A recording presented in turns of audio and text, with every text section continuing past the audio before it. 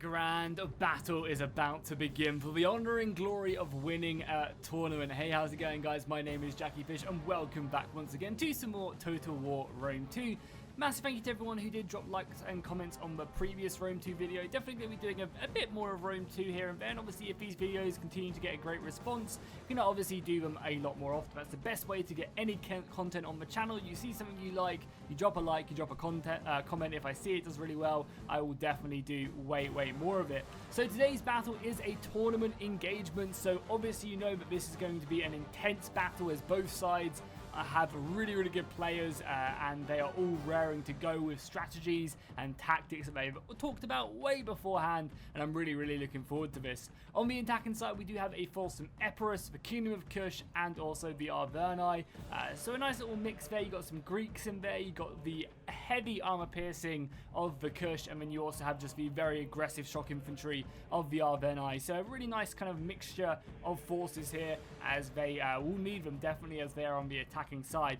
Then for the defenders, we kind of have an all-out barbarian force, besides like the Galatians, who are a mix of, you know, Greek and barbarian. But yeah, very much you got the Swaby, you got the boy, and you obviously also have the Galatians. So a real kind of, you know, aggressive infantry faction playing the defense, which is going to be very fun to see how that one actually pans out. If these guys are going to have the not enough infantry to basically hold the defensive positions. And I honestly don't think it's necessarily a bad idea to bring all these aggressive, you know, obviously they have a plan, they have army comps in mind that will be really effective in a defensive siege. And as I said, I don't think it's, you know, necessarily a bad idea to bring just a bunch of heavy infantry, like kind of heavy sword infantry, and just try and kill your opponent before they can kill you. Definitely could play out and work wonders. And obviously Glacier do have access to some spearmen that will do a decent job of holding. But yeah, you know, a lot of cheap infantry that can just plug holes as the missiles rain down. A lot of good missiles as well. A lot of deadly infantry that can just kind of make the enemy bear. Oh my god, it's Club Levy. Okay, just a couple units of Club Levy. For a second I thought it was maybe like 20 units of Club Levy, and I was about to get really excited there. But no, just a handful of Club Levy. You guys may know this if you've watched any of Apollo's battles. Club Levies are really good. They're super cheap, and they can just throw like 3 or 4 javelins and decimate a handful of units, and then just kind of plug a gap with the amount of soldiers. So definitely a valid tactic there. Just going, yeah, a bunch of good bowmen. Yeah, nice well-rounded army, actually. And they're going to be scattering throughout the settlement. It does seem like both sides are looking to really just defend this outer wall. The attackers looking to just assault this outer wall. The defenders obviously looking to repel it. Basically giving this little encampment up in the north a no-go, which I don't think necessarily is a bad idea. They could obviously look to assault this, but you can't get any siege towers up here, so I can completely see why the attackers decided just to completely give this a miss. They have left the siege tower over here, and I think this is a good idea to maybe come back here later as the battle does continue on. You've got a spare unit, maybe send it over here, maybe send it to pick up the siege tower and look to assault from a different position. But yeah, this is definitely not a effective way. Obviously the capture point is just here. I think this is the main capture point, if I'm not mistaken. Oh no, it's actually all the way back here actually. Yeah, it's this one. But still, you know, it's definitely something they could think about going to, and I like how they've given themselves an option. So battle's going to really be kicking off just basically here, closing up the tortoise and just smashing down some other walls, making some open areas where they can look to assault from. They're using this cheap slave infantry to do so. I believe these guys can also vanguard deploy as well, so they can obviously get up there into the enemy position a little bit faster. And I love the formation for the attackers. Seeing all this spread out infantry across the sand dunes is awesome. And now I think they're just going to move their way over. We can probably just stick on triple speed as well whilst they do this until any of the action. I forgot that this is how the triple speed works. It's got on double speed. Yeah, they're probably just going to make their way over on this left-hand side and do the exact same, you know. As I said, these tournament battles do tend to be a lot slower, but they tend to have way more strategy involved in them, because there's obviously, you know, there's a lot on the line. If they lose a battle, then they end up being knocked out of the tournament. So you're not going to see any kind of like cinematic fall-on hopes into the breach once more. It's going to be slow, methodical, but you know, every play will be fought out. And also, obviously, you know for a fact that these guys would have been talking to each other So that's one of the reasons why you will expect them to be a little bit slower, but obviously, you know, more impactful when they do pull off, you know, teamwork, flanks, and other stuff like that. But yeah, basically just going to go ahead and take down these walls next. It's all got in triple speed just whilst we do that. And then the main assault will begin and we'll get into the action. And we'll see what the players can bring their way up to actually doing. And again, it's a pretty smart idea to do this because you give yourself, I mean, it's two obvious points where you're attacking from, but you give yourself kind of your tunnels and you don't have to suffer any heavy missile fire coming in or anything along them lines. And now once that's done, you can now start to think about bringing up the siege towers. They've made their breaches now. The siege equipment has kind of done its use. And now you can see obviously the clear assault routes up here. They're going to get siege towers along this wall to help down on this breach. Probably going to get siege towers over here as well to help out. Try and overrun this gate so they can maybe get some cavalry in and then into the city. Panzer power is also fairly even for a siege battle. Generally it is always slightly in favour of the attackers, but then obviously the attackers do have the harder task of pushing forward. We are getting some Numidian bowmen getting a little bit too close for comfort, I would say, taking a bit of missile fire. These guys are obviously going to be looking to get some volleys off into the settlement, soften up that initial assault. They are taking a few casualties though from the tower. I can see 3 or 4 of their soldiers being brought down as these towers continue to fire out. But I see, as I said, I seem they're mainly just here to maybe try and pick up a handful of these follow warriors and maybe anything else. You can also see as well that at least the boy are bringing up some lighter infantry first to take that initial charge, to take that initial javelin throw that a lot of enemy infantry do have access to. Also, yeah, let's actually also take a look at what the Epirus faction's bringing as well. So he's got Illyrian levies, Illyrian levies. Cretan bowmen obviously spent a lot of money on his Cretan archers. Got an artillery piece. I mean, a bunch of infantry in siege towers. Again, just a ton of Illyrian levies. Interesting army comp right there. And he's got a unit or 2 of Furial Spearmen. Yeah, so not going super elite on any units. And now they're going to be engaged into the club levy. Unfortunately, the club levy didn't get to utilize all them javelin tosses that they do have. Which is going to be a little bit scary, honestly. Not being able to, to get all them javelins off. It's definitely going to nullify their effectiveness. However, they are just fighting Illyrian levies. Nothing too scary. And they are just going to be reforming, opening up a nice little assault route for these Bloodsworn who will rip them apart. Yeah, I like the idea they've kind of curved themselves so these Bloodsworn can come in the side. They can also get their javelins off again, both sides throwing in javelins. Now the Bloodsworn are coming in just to basically help out. A lot of missile fire being thrown overhead though, over the walls and into the abyss. Also over on this other side as well, we do have some of the Sholtelt warriors moving in. Unfortunately, not being so good, but just fighting Celtic warriors don't really have that high level of armor, so their armor piercing is going to be a little bit useless. But even still, they do have some very, very, very, very good melee attack stats, so not really struggling too much. But tiring them out, nonetheless, which is always a good thing. Because when we do come up against a heavier unit like the Sword Followers, they're going to be a lot less effective and able to really commit into the battle as effectively as they would like. You can see so many javelins being thrown off, and that's something you see a lot in competitive play in Rome 2. Is this units that can do multiple things. These javelin tosses really come in big at whittling down the enemy units, and that's why players haven't invested super heavily, in these elite units to begin with. They've got a lot of these Illyrian weaker units, and then obviously the heavier Royal Peltists and the mercenary Italian swords back here will be getting committed in a little bit later on in the battle. Interesting to see no siege, no assault over on this left-hand side yet, though. Not looking to break through here.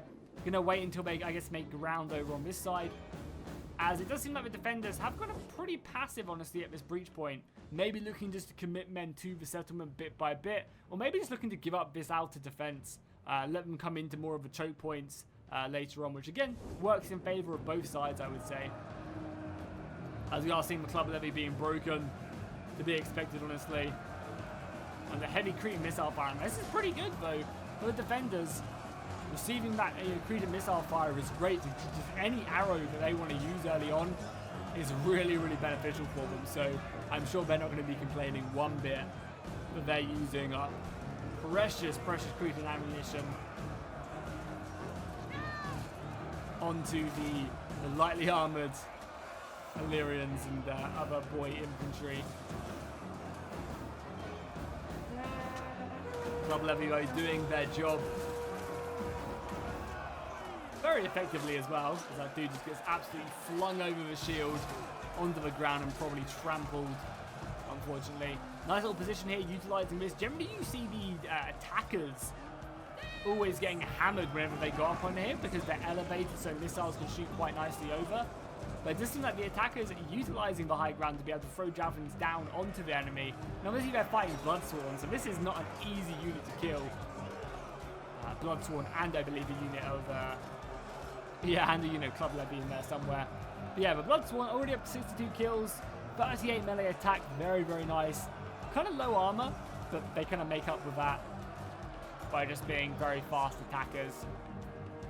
And as you can see, it does seem like this outer layer has already been overrun without too much being committed. I was surprised the attackers didn't try and get, bled a little bit more by the defenders as they assaulted this. But again, the attackers obviously have a plan.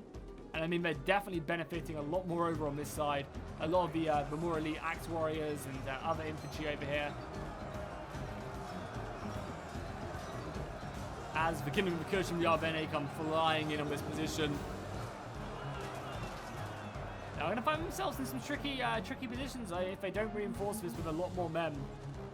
Because, yeah, as you can see, this is kind of really where the defenders want to hold the enemy, and this is where they'll take a lot of casualties. Because it's just kind of into a kill box right here. They've got men up on the walls as well to stop any siege towers from coming in. Also be able to throw javelins down.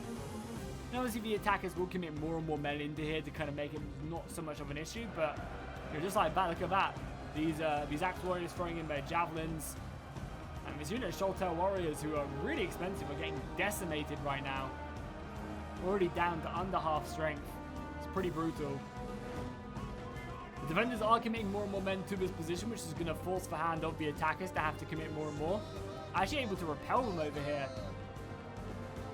There's not many units left in these small pockets of Bloodsworn, but there's still plenty, and more of these Sholtail warriors are going to be thrown forward. Again, a great matchup. Bloodsworn versus Sholtail warriors, awesome stuff, right? Because the Sholtails have, really high armor piercing. Bloodsworn have barely any armor. Definitely like the idea there, trying to match up the Kuzites with the Germanians. Like, I just got an arrow or something to the armor. They try and fight down. I think they will break through this at some point fairly soon. It's only a matter of time, I think, unless the attackers do commit more men. But there's a lot of archer fire. You got some mercenary Samut warriors up on the wall throwing javelins down. Pretty nice move right here, able to hit these guys in the back. But a lot of missile fire coming in, and that's really, really hurting the attackers. Oh, that's going to be a brutal volley there on the rounded shield swordsman. Cretan archers really opening up. On the left-hand side, though, they are not having as much luck, unfortunately.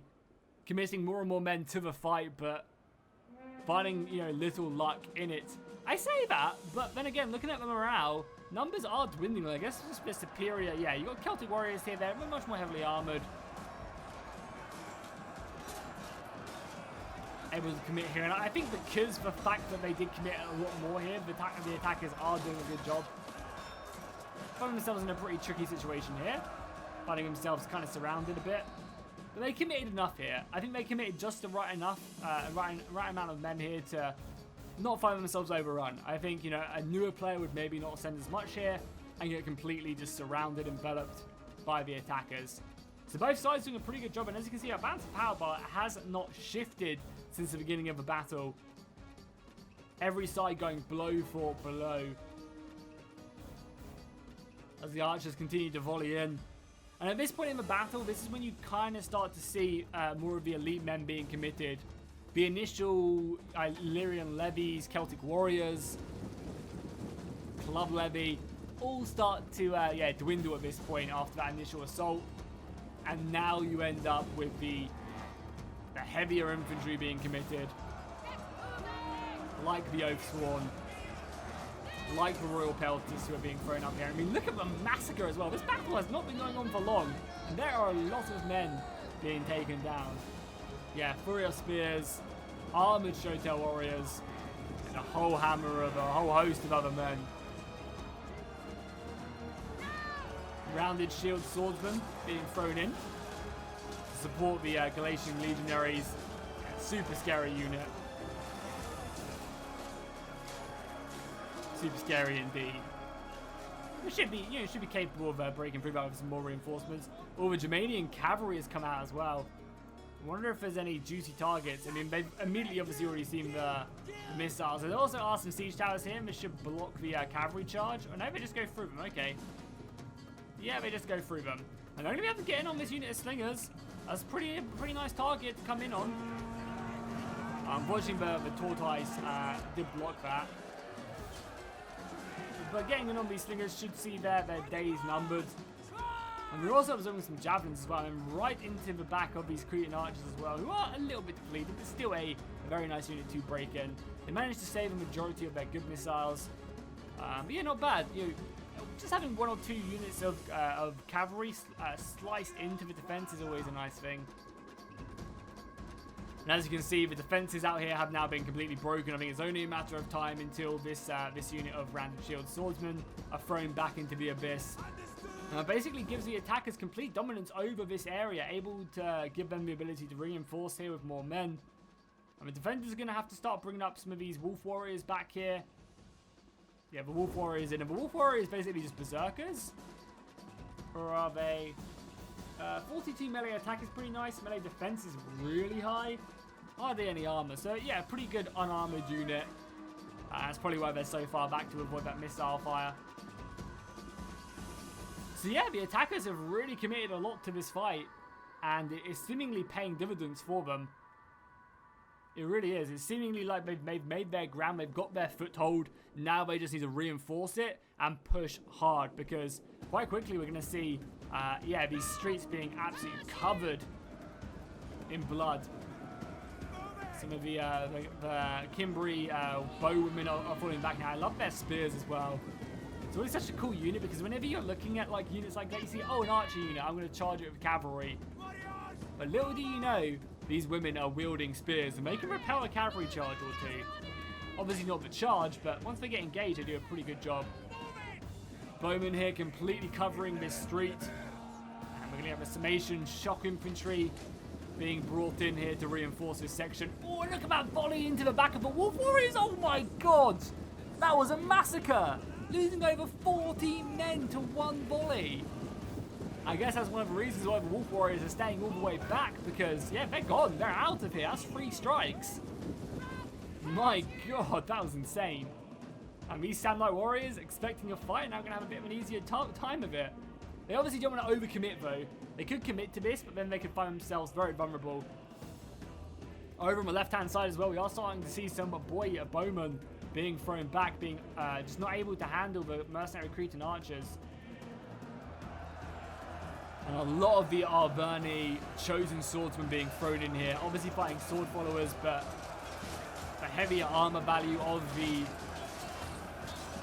chosen swords is going to be really coming in clutch here.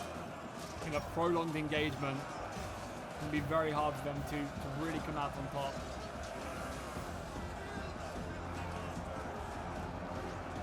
As you can see, they're already starting to fall back here, trying to set up a nice little like flanking charge here, a nice little box where they can envelop an enemy if they do overcommit. Which obviously is what you'd love to see. Over on the other breach as well, more reinforcements being thrown forward. Galatian legionaries coming up with their javelin throws. And this is a scary moment because the attackers have committed a lot to this fight, and now they suffer from being overextended. If they don't just take a moment to take stock of the situation, to send reinforcements where they need to be reinforced, and they find themselves, the chance of being completely overrun. And I kind of like what they're doing. They're bringing over their reserves from this right-hand side into the left-hand side. Seeing the major resistance there, I think is a really, really good idea. Have they got anything outside the settlement? Just some artillery and then the last of the reserves here. They can quite easily reinforce these two sections if the Germanians continue to overextend and throw themselves forward. I definitely like what the Germanians have done here by throwing in men, trying to pick off some of these smaller units. But again, it leaves them, oh my god, it leaves them the ability to be enveloped and overrun. So they need to be very careful here. It's quite quickly, you know, it doesn't really take much for the Royal Pelters to come over, kill these 2 units, whereas they would have been really valuable defending these streets. So it's kind of like, you know, offering the Germanians to come in here and engage, kill some small, weaker units, which they're going to do. But again, it's not like Everest really care. And then they can get a much better engagement with them. We saw how much the Numidian Bowmen and the Cretan Archers did do to the Wolf Warriors. Now, yeah, they should run. They've done their job, hit and run, get out of there. Because the longer they stay there, the worse it's going to be. And you can see the arrow fire is already coming in. If I was them, I would probably just flee. The Wolf Warriors, oh my god, I just see so many men. Just to sling a fire and everything. Yeah, we're just trying to get out of there. Maybe trying to get out of line of sight of the enemy missiles. Yeah, and just flee. Try and draw some men back. I like that move though. If they could have got the Wolf Warriors out of there, that would have been really nice. But we just want to basically get out of range of them. The spear wall over here is also being peppered. Luckily they are in a defensive formation, but oh my god, these missiles are insane.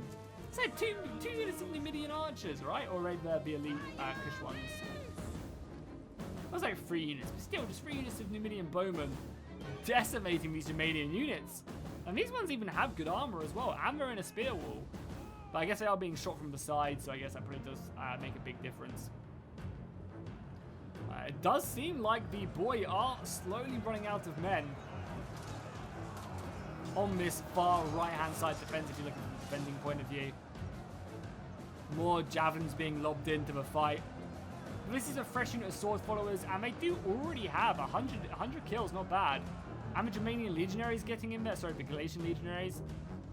And yeah, the Arverni are definitely going to have to commit more men here to obviously deal with this. There you go. Fresh chosen swords being thrown into the fight. Defenders doing a great job, though, at piling the enemy down. They put up, I think, just a right amount of assault forces right there. And now that they've fallen back, it's a perfect opportunity to have their missiles go to town on these more clumped up units. And this is where the defenders really shine. The walls are always very hard to defend, especially in a tournament battle when you're playing against really good players. So that's why players tend not to defend them and just fall back and hold the streets. Hold the choke points from the ladders.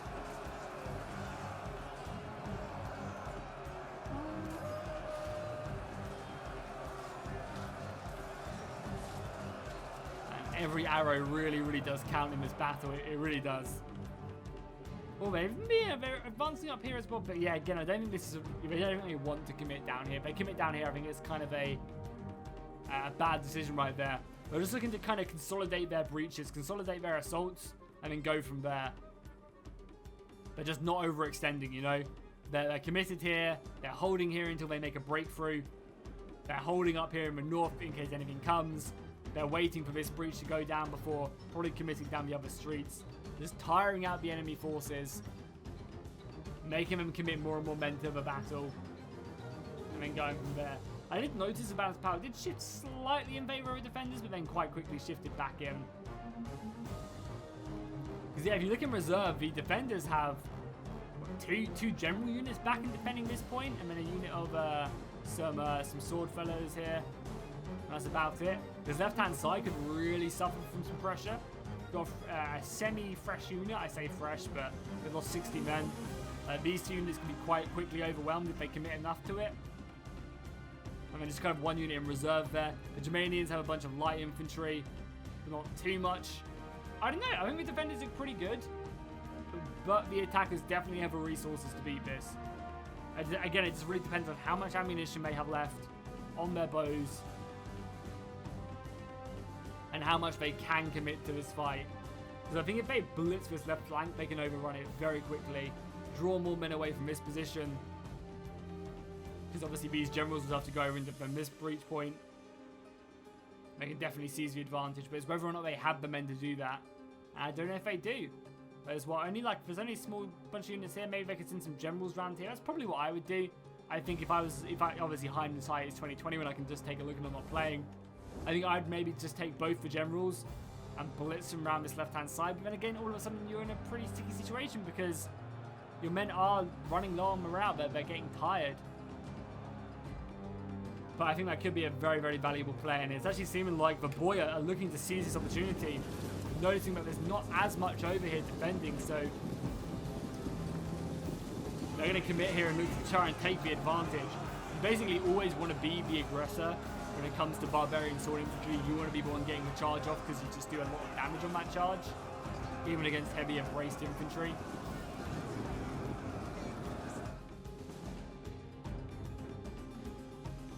So we are just seeing them committing a lot of men here, trying to just cause that shock value, break a couple units, and then maybe fall back. We are seeing more men being thrown over to that left-hand side. Really nice move right there. Oh, we are getting a charge right before that these rounded shields can form up. We are getting the mercenary samurais going in. Nice charge there. Nice little play there. Caught the German player off a little bit off guard. Able to commit there. But again, this unit is kind of vulnerable if they're not careful. Obviously, a lot of missile fire coming in as well, which is good. And the Royal Pelters are going to be defending the rear very effectively. But still something they need to be careful of. And it seems like they are committing another unit over here. A fresh unit of Royal Pelters being thrown over here. Probably looking to clear this out. Don't know if it would have been better suited over on this other left-hand side, though. A lot of missiles being thrown in. A unit of these Gallic Hunters volleying in overhead. And then into this pile. Yeah, and honestly, this pile could go any way. We could see a mass rout from either side. And yeah, there you go. A nice little O-Swarm reinforcements being sent in. I think that's a really smart move there by the attackers. Committing a general there is going to be great. Really, really helpful. Just bring back some more men, not trying to overcommit here. Biding your time again. You're looking to throw up advance. Javelin throws being lobbed off into these Cambrian bowwomen.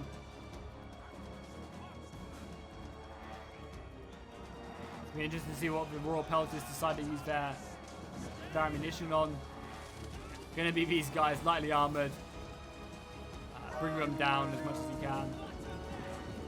Probably not wanting to use against the spear wall. You can see how the spear wall set up as well. Spear wall set up here so that there is a gap here for someone to come through, so they can get immediately hit in the flank. They're going to be advancing forward. I guess they're going to be taking this. Yeah, Epirus is looking to break this. Interesting that they're going for so many breaches, honestly. Just looking to try and spread the defenders as wide as they can. Yeah, I mean, even still over on his other side, they're doing a very good job. The sword followers really being committed to this fight. Surprised that they're winning this as well. The Arverni are close to breaking. The chosen swords are really crumbling. That's going to completely open up this flank. I did not think they had enough men there to break that. Over on this side, they're looking a bit thin. The defenders are struggling. Sorry, the attackers are struggling here. They've got a big push over here. A lot of missiles going to the side of the Sam Knights. More swords being thrown in, looking to try and just cause a rout on this unit of Sam Knights. Quite quickly, the Royal Pelters are being committed now. Elite unit of swords. Well, they should make quick work, honestly, of the round shield swordsmen. Can't imagine them sticking around for too long. But they've pretty done their damage already. They're pretty committed enough to the spear wall. Supported van. We are now seeing more Germanian men being brought off. Not even they don't really need to worry about this flank too much. They can now commit way more men to this left-hand side. But that has left this. There's no real reserves to this side though, and we are seeing the other unit of Royal Pelters being fully committed to the Wolf Warriors. This Wolf Warrior unit being fairly unmolested as before the initial engagement. Still no match for the Royal Pelters, as one of them just gets their head chopped clean off. Nice little position here though for the Cambrian bowwomen, firing into the Royal Pelters. Every arrow they land is going to be very useful. And yeah, I think at this point the battle lines are set. Really, neither side has a lot of reserves left. I think the Germanians have probably the most men left, but units have been committed in every single position possible. And now we'll just have to see who has enough men left to claim this one. I think definitely the Germanians can keep this at bay. And I mean, this battle could go either way as well. Both sides are dropping in men. We have the Royal Peltist being committed over here as well. Looking to reinforce. Yeah, I mean, it's going to come down to if this section breaks, this section is screwed. If this section breaks, it opens up so many more men to reinforce these two sections. I think it's going to be hard for the attackers to win this one, but not impossible. It basically just means, that they can't lose a single one of these positions. They have to just keep up the pressure and hope that they can break through one of these positions before their lines break. Because as soon as they lose one of these positions, reinforcements come in, flanking units come in. It's going to be a big issue. We've got units Swordmasters being committed here for the Germanians, doing some pretty good work. And yeah, I don't know. This is so scary, so scary. Royal Pelters down to 60 men now. Even though they are getting some mercenary Korean archers here, which will be doing an amazing job at hitting the Swordmasters. Being overrun on this position as well, with 2 units of Wolf Warriors being thrown in here pretty aggressively. Yeah, I don't know. I think the attackers are going to be struggling. However, they're making their breach. This is what they need. They need to overrun this position now, so they can get in and help out the rest of the positions. We're getting generals being committed here. The Galatian the boy Oathsworn being thrown in against the pretty severely depleted Arverni Oathsworn. That's what I'm saying. Like, they've managed to win this position, but all of a sudden these guys are going to come round them and just go into the side of them. There. The Germanians have thrown back the enemies here. I think the Germanians will have enough men to reinforce this section. I don't think this break happened quick enough. Like, you've still got sword followers there fighting in hard. Yeah, I think the attackers have put up an amazing fight, but I just don't think they've got this one. We'll have to see, though. We'll have to see. Morale can change anything. A good outflank can really make all the difference. The longer this holds, the better it's going to be. And Germania are already running amok here. Going to get onto the Royal Khazai archers. They're going to take down these Numidian bowmen who are getting as many volleys off as they can. The spear warriors are going to get in on them and make mincemeat of them very, very quickly. Bring them down. And that's going to allow the Wolf Warriors to use their high melee attack to bring down the Royal Peltists. Swordmasters going in there. Yeah, the defenders definitely have this one. They're able to reinforce basically everything else in this fight. I mean, maybe not though. As I said, all it takes is a general 2 to be killed. Exhausted men breaking to a nice little outflank. But I just don't think that break on the far right happened quick enough. But then again, we are seeing, a lot being committed here. The Oathsworn being completely overrun. And there's a lot here as well, even though it's just archers. There is a lot here. A fresh unit of Royal Pelters. Okay, maybe I'm going to eat my words. Maybe I'm going to have to get, like, a sharp knife and fork so I can cut up the big words and eat them. Because I don't know, there's a lot of Arverni left after that break. I mean, again, it is just archers, but then again, this fight is not going as poorly as I thought. Seeing the... Oh, wait, what? Oh, the Gothic General Oathsworn is... oh, I was hovering over this one. Okay, that makes a big difference. The Arverni Oathsworn General being at 100 men is big. I thought it was this unit. Okay. Alright. And this assault is coming in. Germanian's going to be rushing back. Unfortunately, we've got 4 spears going up against a unit of Cambrian bowwomen. Probably not the best idea. Yeah, okay. All of a sudden, this battle could go either way. We're going to break through this quite nicely. The Germanians are rushing back, and actually they're even losing over here as well against the Royal Peltists. Wow, that fight was going so well for them. And now all of a sudden it's, not going as well. Anywhere near as well. I guess for a more professional unit, it's just winning in a more prolonged engagement.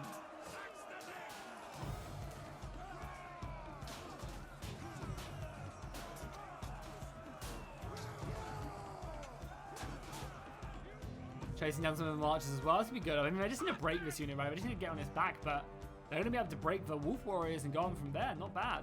Taking back some of these towers as well is also a good idea. But Yes, there's a lot of men here. You obviously still have the sword masters, but there's sword masters and unit of spear walls. All right. Well, I'm just quickly rush in here. This battle's going to go down to the wire. Only 5 minutes left. It's going to be really, really close. The defender's trying to set up a nice little crossfire here. Hit these guys in the side. The Gauls are breaking though under missile fire. So there's not really much defenders left here.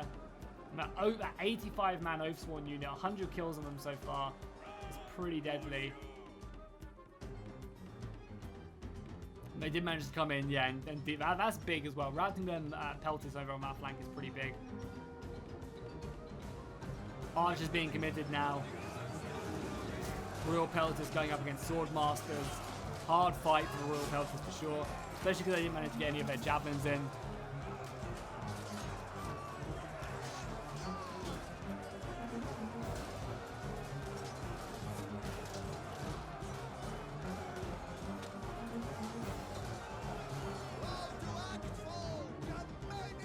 They're committing more men to this fight, but it's just not enough. They need to get like this unit in. I'd say screw it, right? Bring out maybe one of the tired Oathsworn and just send this unit of 4 spears in.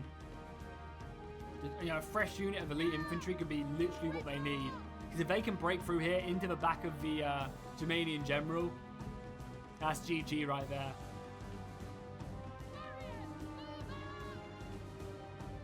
And just bring out one of the tired infantry to deal with these bowmen. Not that they even really need to deal with them. Well, that's big, though. That's big. The Galatian, not the Galatian general, the boy general has gone now. If they can kill these last Galatian noblemen, oh baby, is that going to be spicy. But I say that it seems like the Epirus general is close to breaking. Yeah, they need to commit this unit of 4 spears yesterday. And that's exactly what they're doing, throwing them in. Yeah, this general needs to break. If this general breaks, things are looking so goddamn good for them. But the sword masters are looking good as well. You can basically just leave it. It's just archers back here.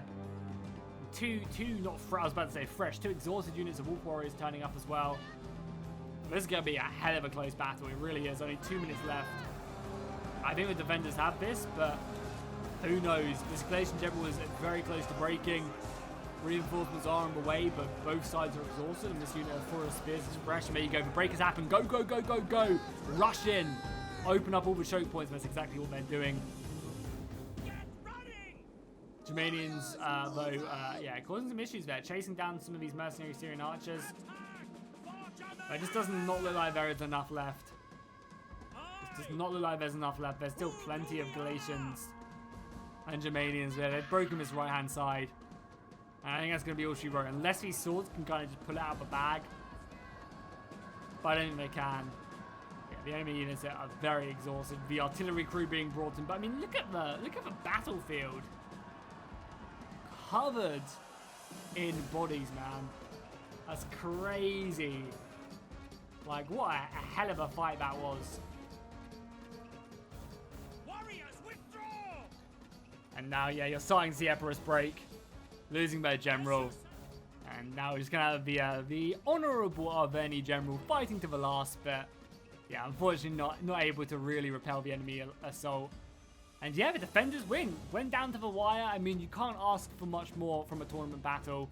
Really enjoyable. Always great to see these tournament matches. And if you guys have some, if you play at a high competitive level, send them in to me over on my Discord.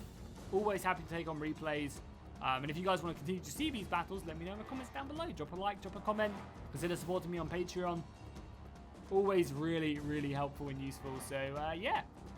That's going to be the battle. We'll stick around, though, to the end to see who does claim victory and dominance over the scoreboard. Who racked up the most kills? Did anyone just do anything crazy? I mean, that's not bad right there.